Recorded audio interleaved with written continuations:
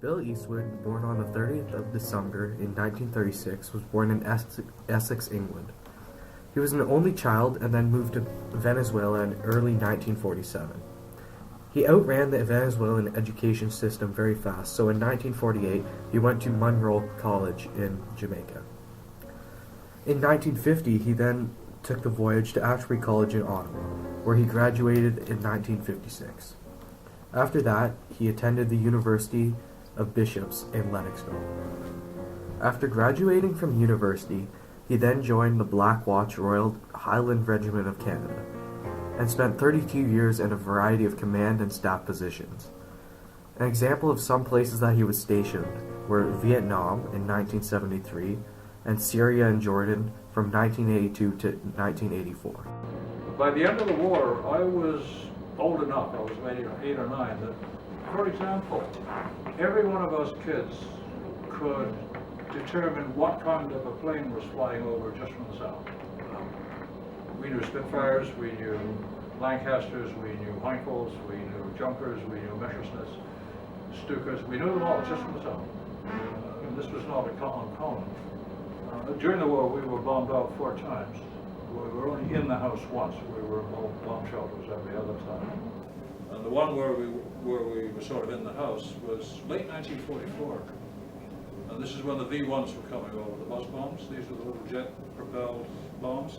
They're 1,000-pound rockets. And they used to fly over the house regularly, and they made a sound that was brutal. They had a shudder. And we just watched them go. This one, we were out playing cricket in a field, and my house was the last one before the field. And the engine cut. And when the engine cut down, they came, and we could see it coming in, and we just hit the dirt. And it was a sloping ground, which was lucky because it hit earlier than it would have otherwise.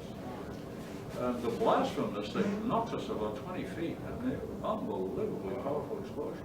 And when it hit the house, it pushed the wall in about 2 feet, so the house was rendered unusable. My father felt that England was probably not the place to stay. So he got a job with Shell Oil.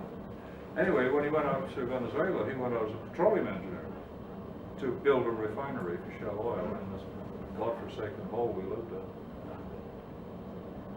The first year was pretty tough, you know.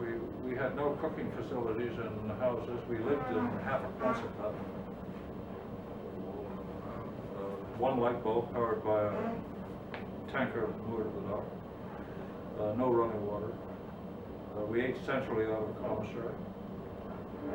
And my introduction to Venezuela, the first day I got there, the little 5-year-old Venezuelan boy stole a loaf of bread from the commissary and he was running away with it. And they have a thing in Venezuela called the Guardia Nacional, who are sort of like the RCMP, but they're completely above the law. They do whatever they want. And they shot this poor little kid dead. He fell dead right in front of me. My first day in Venezuela. Now, I just come from World War II, and I thought, not much difference. I outran the Venezuelan educational system quickly as soon as I was 10. So basically, all they taught was reading, writing, and arithmetic, and I could already do that. So that's why I had to go off to boarding school. And English families, anyway, send you to boarding schools as soon as you're going to walk down there. It's an English tradition. The kids are an embarrassment. Being the only one, I was embarrassed. I got fired out when I was 10. I hacked this place in Jamaica for a year, and then I eventually came up here. A couple of other boys from the refinery were here, and they said it was okay. So that's why I came to Ashbury. We have about 5 or 6 from that place in Venezuela here. Glenn Jackson, Bill Grimsdale, Bill Burbank, 4 anyway. We all came together. We were different ages, but we were all here together. And truth to tell, I owe this school an incredible debt because I could have gone off the rails. The experience in Jamaica was so bad. We'd have classes from 8 until 12, then from 1 to lunch, then 1 to 4 was sports, and then 4 to 6 was more classes. We had 200 kids in the school that day, and no girls.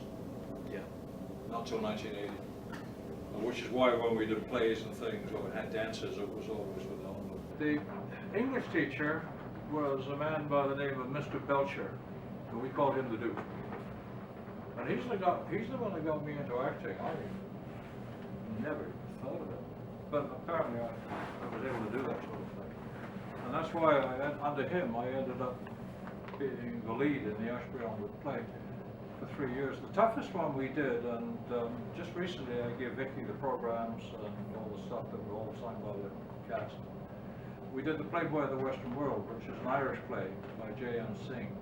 I had 3,500 lines in that play, and I didn't fluff one.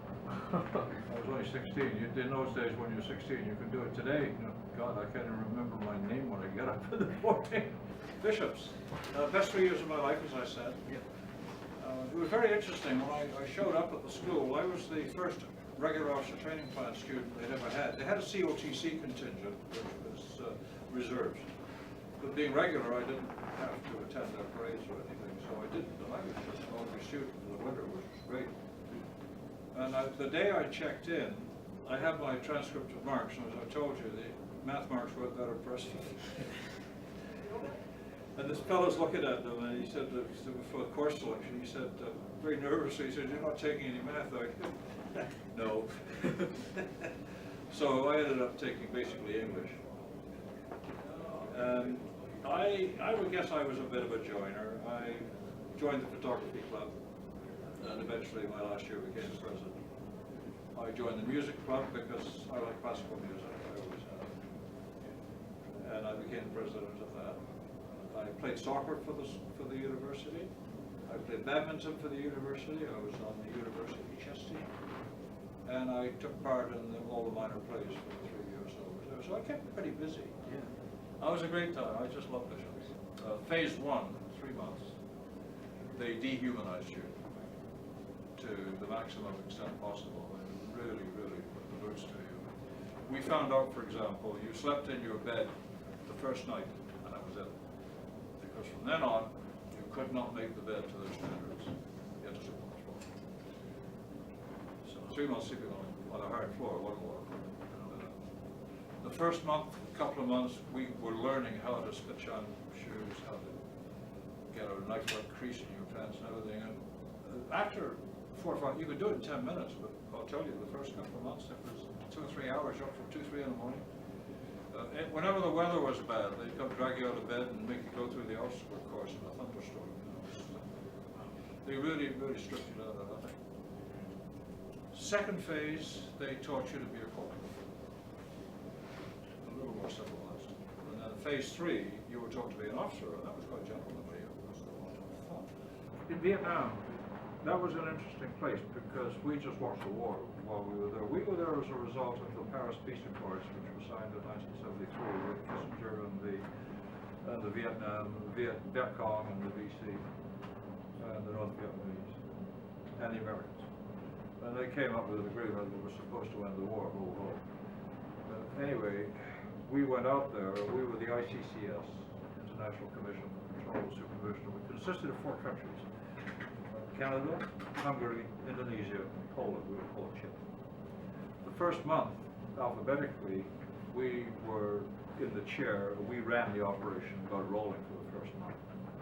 We were there with honest intentions, and so were the Indonesians. The Poles and the Hungarians were to sabotage, were there strictly to sabotage the whole operation. And there's some Western stuff called Regiment. When I was traveling in Syria, one of my jobs, I was the official spy, being the attaché. We were more interested in what was going on in Syria than we were in what was going on in Lebanon, because the Russians were in there, right? And I used to drive in deliberately into Syrian positions, and I had this little Honda, so I could get right in them before they even realized I was there, and sometimes they were reacting rather badly. And my defense was to play lost tourist. And Syrian soldiers are never allowed to use a map. Only officers use maps in the Syrian army. So I get stopped by the soldiers, of course, first. So I drag out a map and stick it on the hood and say, well, I think I'm here, and I'd like to go here. And they're fascinated. They've never seen a map. They have no concept of a bird's eye view. They're fascinated by these things. And then they start giving, they're all pointing this way, that way, and everything. It's just hilarious. It was difficult not to laugh.